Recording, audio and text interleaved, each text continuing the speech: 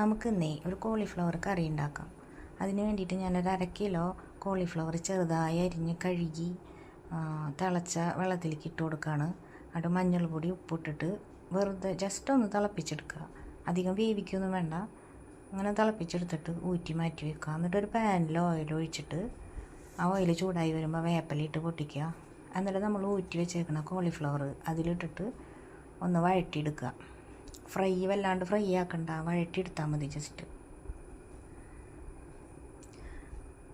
അത് വഴറ്റിയിട്ട് നമുക്കത് കോരി മാറ്റാം.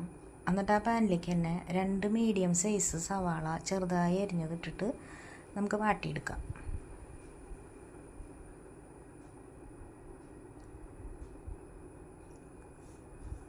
ഇത് എല്ലാത്തിലേക്കും ബിരിയാണിയിലേക്ക്, വെജിറ്റബിൾ ബിരിയാണിയിലേക്ക് നമുക്ക് ദമ്മിട്ടിട്ട് ഉണ്ടാക്കാനൊക്കെ വളരെ നല്ലതാണ് ഈ കറി.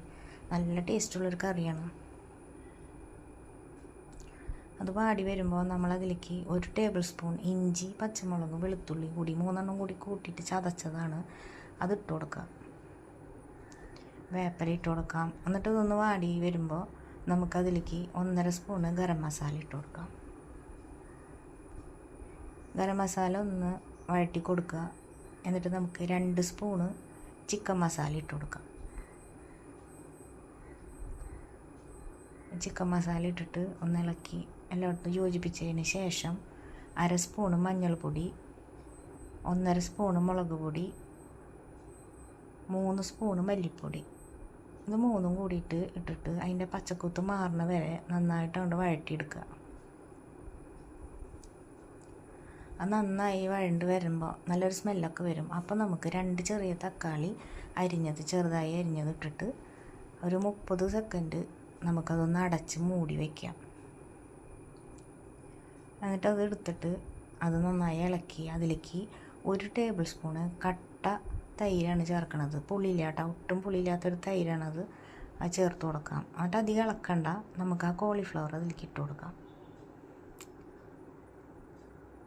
എന്നിട്ട് അത് ഇളക്കി യോജിപ്പിക്കുക. അതിലേക്ക് ഒരു 1/4 കപ്പ് തിളപ്പിച്ചാറിയ വെള്ളമാണ് ഞാൻ ഒഴിക്കണത്.